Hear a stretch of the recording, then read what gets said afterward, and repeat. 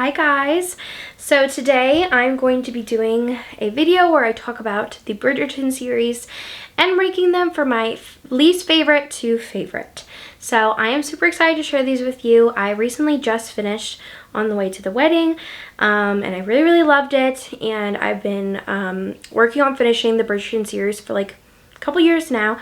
It takes me a while to read a series just because this one is very long. It's like 8 books long, and I'm just not the type of person that will binge a series unless it's like the same couple, because I just gotta know their story kind of thing.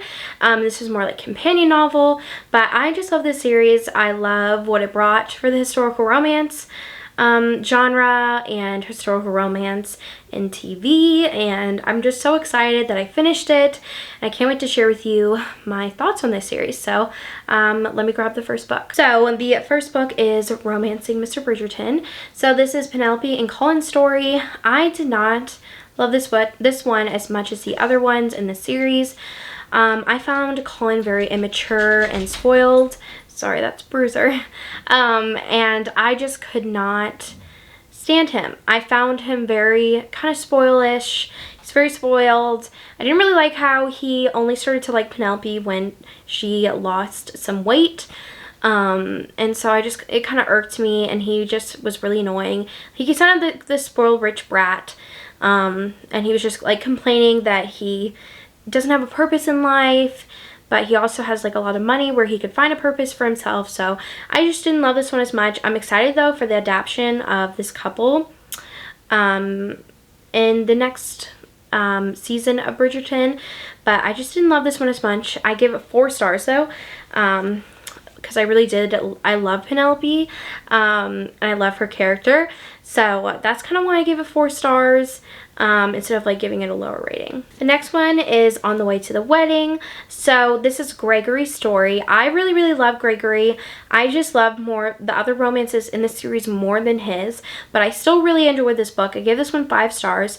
So Gregory is the second to youngest in this series, and he, unlike his brothers, loves love. He wants to be in love. He wants to be married. He wants to have kids, where his older brothers just like had this aversion to love. And he is just like obsessed with love, and he wants to love someone. So he meets this woman, and he is like, oh my gosh, she's my true love. Like, I want to marry her. And he starts courting her. But then he ends up falling in love with her best friend, Lucy, and Lucy is actually engaged to somebody else, so it's kind of very angsty, and I really enjoyed it. This one also has some suspense towards the end, and I just really liked this one. It was really good. It was sweet. It was angsty. It was fun. Really like this one. Okay, the next one is The Duke and I by Julia Quinn. This is Simon and Daphne's story. I really enjoyed this one. So Daphne, she is the diamond of the season, and she needs to find someone to marry. And she's just not getting any good offers, so she decides to strike up a deal with Simon, who's the Duke of Hastings. He is kind of being, he is back in society after going away for a while, and I think he was in school, and so he's back now in society, and he's being hounded by all of the mamas about marrying their daughters, and so they strike up a deal where they're going to fake court so that she can get some great marriage offers and he can be kind of left alone, but they end up falling in love. And I really like this one, but there is a scene in here that I don't like, and a lot of people don't like when they read the book, about consent, and I just don't think it's necessary for this book, but I enjoyed the book. And that's why I gave it a 4-star instead of a 5-star, because I just didn't like that consent issue. But I still really enjoy this one, and I think it's a great start to the series. The next one is It's in His Kiss, which is Hyacinth's story, and I love Hyacinth and Gareth. I think they were so adorable and funny, and Gareth is kind of He is a wounded hero. His dad really is mean to him, and so he's actually the grandson of Lady Danbury, and Lady Danbury and Hyacinth are best friends, and it's so cute. And Lady Danbury kind of sets up Hyacinth and Gareth up, and Gareth also found this like secret diary of his grandmother's, not Lady Danbury, the other grandmother, with some like familiar secrets in it, but it's all, I think, written in Italian, and Hyacinth speaks Italian, so she's like, oh, I can translate it for you. And so they kind of go on this wild goose chase around London trying to figure out what was in the diary.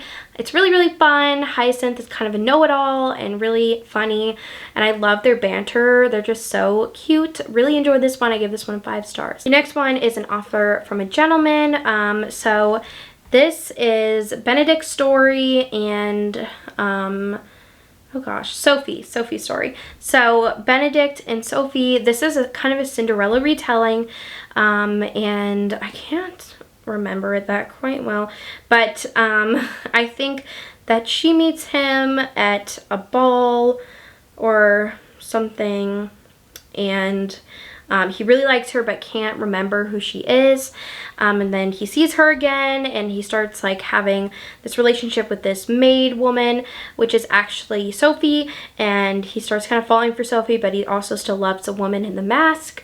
And it's super fun and angsty. I love Benedict's like look on life. He's very kind of grumpy, which I thought was really funny, and I really love their banter in this one. Julia Quinn does banter amazing in her books. I just think her banter is so good with her writing, and I really like this one. The next one is To Sir Philip with Love. This is Eloise's story, and I just absolutely love this one. So Eloise and our hero have been writing back and forth together, and he is actually looking for a new wife for his 2 children. He is a widower, and he's looking for a new mother for his children. And so Eloise goes to visit him after writing to him, and she ends up staying, and they end up falling in love, and she is just so funny. I love Eloise. And it was just so fun seeing her relationship with the kids. The kids are very meddlesome, and get in trouble a lot, and Eloise is kind of like, listen to me, I was a kid once and I understand. And it's really good. I really enjoyed this one. The beginning is very emotional, and I just really liked this book. It was so good. I love Eloise and I love Sir Philip. Sir Philip is I feel like he's more grumpy, and Eloise is more like sunshine, and I just really like that trope in this book. Okay, so we're down to my 2 top favorites. So the next one is When He Was Wicked, which is Francesca's story, and I absolutely love this book so much. It is so angsty and so good. So our heroine, Francesca, her husband ends up passing away, and her husband's cousin has always been in love with Francesca, and so he is like the new heir to, I don't remember what he is, maybe like an earl, I can't remember, but he is like the new heir to like the family, and he went away after her husband's death, and he's back in town, and he has a lot of feelings for Francesca, and she's kind of realizing she has feelings for him too, and she really wants to have a baby, and she's like looking for a new husband, and he's very protective over her, and it was just so good. I just absolutely love this one.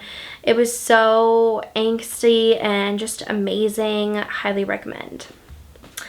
And then the last one is my favorite of all time in this whole series, and that's The Viscount Who Loved Me, which is Kate and Anthony's story.